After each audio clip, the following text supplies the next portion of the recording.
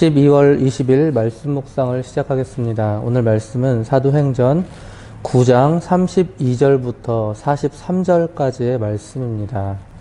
9장 앞부분은 사울의 회심과 그의 초기 사역을 다뤘습니다.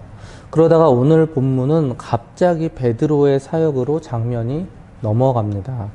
조금 단절된 느낌이죠. 그러나 드라마나 영화에서도 이러한 상황들이 자주 연출됩니다. 즉 장면만 넘어갈 뿐 연관된 이야기를 전달해주는 모습이죠. 사울의 회심과 베드로의 사역은 장면만 다를 뿐 연관된 이야기입니다. 바로 이방 선교의 기초 작업을 다루고 있는 모습이죠. 즉 사울의 회심은 이방 선교의 중심 인물이 선정되었음을 알려주는 장면입니다. 그리고 오늘 베드로의 사역은 복음이 이제는 유대를 넘어서 점차 이방 지역으로 확대되어 가고 있음을 보여주죠. 즉 오늘 본문은 베드로의 사역으로 지중해 연안의 팔레스틴 서부 지역이 복음화되어지는 그런 장면이 소개되고 있습니다. 베드로는 룻다를 거쳐서 욥바와 가이사랴를 순회하며 복음을 전했습니다. 한편 오늘 본문은 베드로가 순회 복음 전도 사역 도중에 행한 두 가지 이적이 나타나는 장면이죠. 첫 번째는 룻다에서 애니아라 하는 중풍병자를 고친 이적이고, 두 번째는 욥바에서 다비다라는 한 여제자를 살린 이적입니다. 말씀을 통해서 오늘 본문이 우리에게 주는 메시지가 무엇인지 더 자세히 살펴보도록 하겠습니다. 32절, 33절입니다. 그때 베드로가 사방으로 두루 다니다가 룻다에 사는 성도들에게도 내려갔더니 거기서 애니아라 하는 사람을 만나매 그는 중풍병으로 침상 위에 누운 지 8해라. 룻다는 예루살렘에서 욥바로 가는 도중에 위치한 도시였습니다. 그리고 그곳에서 애니아라 하는 사람을 만났습니다. 애니아라 하는 이름은 찬양하다, 칭찬받다 라는 뜻이죠. 그런데 그는 8째 해 중풍병을 앓고 있었습니다. 그러나 베드로가 애니아라 하는 사람을 만나는 것도 사실이지만 그보다 더 근본적인 것은 하나님께서 베드로를 애니아라는 사람에게 인도하신 것이죠. 그리고 베드로의 마음 가운데 그를 낫게 하실 것이라는 확신을 주셨습니다. 그리고 베드로는 하나님의 뜻에 순종하고 그의 병을 낫게 하였죠. 34절을 보시면 베드로가 이르되 애니아야 예수 그리스도께서 너를 낫게 하시니 일어나 내 자리를 정돈하라 한데 곧 일어나니. 그런데 반드시 명심해야 할 것이 있습니다. 그 병을 낫게 하시는 이는 베드로가 아닌 바로 예수 그리스도라는 사실이죠. 예수 그리스도께서 너를 낫게 하시니, 애니아의 병을 치료케 하신 이는 바로 예수 그리스도이십니다. 그런데 우리의 이성을 초월하는 이런 이적을 행할 때에만 예수 그리스도께서 하심을 인정하시면 안 됩니다. 우리의 모든 사역은 바로 그분이 하시는 것임을 인정해야 합니다. 심지어 교회 예배당을 청소하실 때도 마찬가지죠. 그분이 예배당을 깨끗게 하신 것이죠.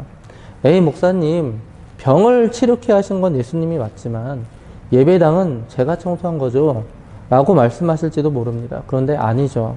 예수께 모든 것을 내려놓는다라는 뜻은 나의 생각, 나의 뜻, 나의 모든 의지를 그분께 내어놓고 그분이 나의 몸을 사용하시도록 내 전부를 그분께 맡기는 것입니다. 여러분, 이것이 바로 순종이죠.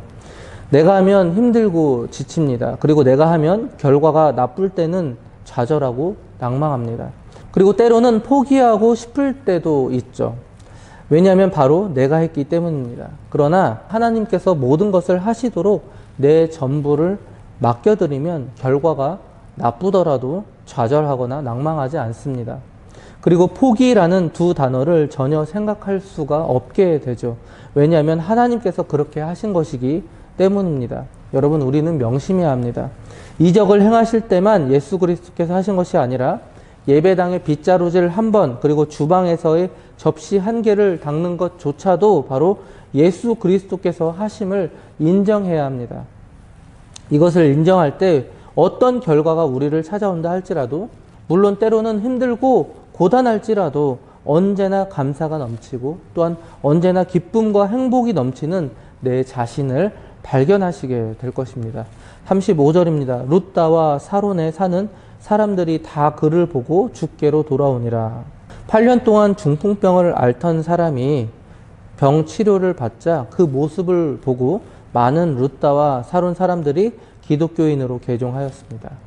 이처럼 초대교회의 치유 기적은 예수님의 사역에서와 마찬가지로 초대교회의 확장에 있어서 매우 중요한 기능을 했죠. 그리고 한 가지 이적이 더 이어지는데요. 36절을 보시면 욥바에 다비다라 하는 여제자가 있으니 그 이름을 번역하면 도르가라. 선행과 구제하는 일이 심히 많더니. 이 욥바는 베드로가 현재 위치해 있었던 이 룻다로부터 약 18km 정도 떨어진 위치에 있습니다. 그런데 그곳에 다비다라 하는 여제자가 있었는데요. 이 여제자라 하는 뜻은 그녀가 이미 주를 영접하고서 주의 일을 하고 있었다라는 뜻입니다. 그리고 그녀는 선행과 구제하는 일을 많이 했죠. 여기에서 힘이 많더니 라는 뜻은 지속적으로 습관적으로 계속해 왔다라는 뜻이죠. 즉 그녀는 선행과 구제하는 일이 삶 그 자체였습니다. 이처럼 경건한 성도의 삶은 단순히 하나님만을 믿는 믿음만이 아니라 착한 행실, 즉 고아와 과부를 돌아보며 어려운 사람을 살피는 생활이어야 합니다. 그런데 안타깝게도 그녀는 이미 병들어 죽은 뒤였습니다. 37절을 보시면 그때 병들어 죽음에 시체를 씻어 다락에 누이니라. 시체를 씻었다라는 것은 이미 장례 절차를 준비했다라는 뜻입니다. 그리고 사람들은 다비다의 시체를 다락에 두었죠. 38절을 보시면 룻다가 욥바에서 가까운지라 제자들이 베드로가 거기 있음을 듣고 두 사람을 보내어 지체 말고 와 달라고 간청하여. 그리고 18km 떨어져 있는 베드로를 불러왔습니다. 그런데 18km면 어른 걸음으로 약 4시간에서 5시간 정도 걸리는 거리죠. 그렇다면 왕복하여 하루가 지체되는 거리인데 무슨 이유로 욥바의 성도들이 사람을 보내어서 베드로를 급히 청했는지는 알 수가 없습니다. 다비다를 다시 살려내기 위함인지 아니면 베드로에게 장례식의 집례를 요청하기 위함인지는 분명하지 않습니다. 왜냐하면 베드로가 그녀를 살려줄 것임을 믿었다면 굳이 장례 절차를 진행할 필요가 없었기 때문이죠. 제 생각에는 이런 것 같습니다. 분명 18km면 가까운 거리죠. 그리고 룻다는 예루살렘으로부터 욥바로 오는 길목에 있죠. 즉 많은 사람들이 룻다에서 일어난 이 기적의 소식을 욥바로 전했을 것입니다. 8년 동안 앓고 있었던 중풍병자를 고친 이 베드로의 소식을 욥바에 전했을 것이죠. 그래서 사람들은 처음에는 장례를 집례하다가 베드로를 급히 모시고 오면 어쩌면 그녀가 살아날 수도 있겠다라는 그런 믿음이 생긴 것일지도 모르겠습니다. 어찌됐든 욥바의 사람들의 부탁으로 베드로는 룻다에서 욥바로 걸음을 재촉하죠. 39절입니다. 베드로가 일어나 그들과 함께 가서 이르매 그들이 데리고 다락방에 올라가니 모든 과부가 베드로 곁에 서서 울며 도르가가 그들과 함께 있을 때에 지은 속옷과 겉옷을 다 내보이거늘. 모든 과부가 울고 있었습니다. 아마도 이 과부들은 선행과 구제하는 일에 상당히 열심이었던 이 다비다의 도움을 받았던 사람들이었을 것 같아요. 그리고 그녀 또한 과부로서 그녀들과 친하게 지냈던 그런 친구였을 것입니다. 그리고 도드가는 속옷과 겉옷을 만들어서 이 가난한 과부들에게 그리고 가난한 자들에게 나누어 주었습니다. 그리고 같이 통곡하던 이 과부들은 그러한 도움을 받았던 날들을 회상하면서 다비다의 선행을 추모하고 있었습니다. 40절을 보시면 베드로가 사람을 다 내보내고 무릎을 꿇고 기도하고 돌이켜 시체를 향하여 이르되 다비다야 일어나라 하니 그가 눈을 떠 베드로를 보고 일어나 앉는지라. 베드로는 사람을 다 내보내고 무릎을 꿇고 기도하였습니다. 여기서 우리는 매우 중요한 사실을 발견하죠. 아무리 신앙이 위대한 사람일지라도 그리고 그것이 분명 하나님의 뜻일지라도 주님께 간구하지 않는다면 주의 능력을 덧입을 수 없다라는 거예요. 실로 기도하지 않고는 이런 류의 능력이 일어날 수 없다라고 성경에서도 분명히 말씀하고 있습니다.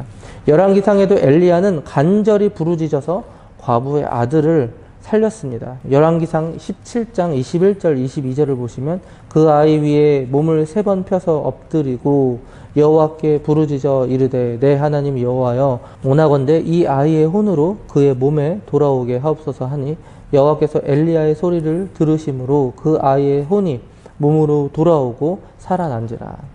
지난번 주일에 담임 목사님께서도 에스겔서의 본문을 인용하셨죠. 에스겔서 36장 36절에서 37절을 보시면 너희 사방에 남은 이방 사람이 나 여호와가 무너진 것을 건축하며 황폐한 자리에 심은 줄을 알리라. 나 여호와가 말하였으니 이루리라. 주 여호와께서 이같이 말씀하셨느니라. 그래도 이스라엘 족속이 이같이 자기들에게 이루어 주기를 내게 구하여야 할지라. 내가 그들의 수요를 양떼같이 많아지게 하되. 즉 이스라엘을 정결하게 회복해 하실 것이라 말씀하셨지만 그럼에도 불구하고 이 또한 반드시 구하여야 한다라고 말씀하고 있습니다. 즉 우리는 하나님께 항상 구해야 한다는 사실을 우리는 절대로 잊지 말아야 할 것입니다. 41절 42절을 보시면 베드로가 손을 내밀어 일으키고 성도들과 과부들을 불러들여 그가 살아난 것을 보이니 온 요파 사람이 알고 많은 사람이 주를 믿더라. 그리고 예수 그리스도의 이름으로 하나님은 그녀를 살리셨고 요파의 많은 사람들이 이 일로 주를 믿게 되었습니다.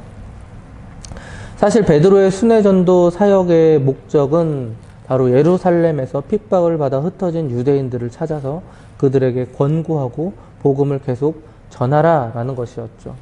즉 유대인들을 위한 사역을 위해서 전도를 시작한 것이었습니다. 그러나 베드로는 순회전도를 하던 중에 많은 이방인들이 복음을 영접하는 모습을 경험하게 됩니다. 그리고 하나님의 계획은 복음이 이방으로 전파되는 것임을 점차적으로 깨닫게 됩니다. 즉 베드로 자신의 생각과 하나님의 생각이 다름을 점점 깨닫고 하나님의 뜻에 자신을 맞춰가는 과정은 우리에게 매우 큰 메시지를 주죠. 우리도 하나님의 일을 할 때 나의 생각, 나의 뜻에서부터 하나님의 일이 시작되지만 결국은 하나님의 생각과 하나님의 뜻에 순종하며 맞춰 나가야 한다는 것입니다. 이것이 바로 순종이죠. 베드로도 분명 이 과정이 쉽지 않았을 것입니다.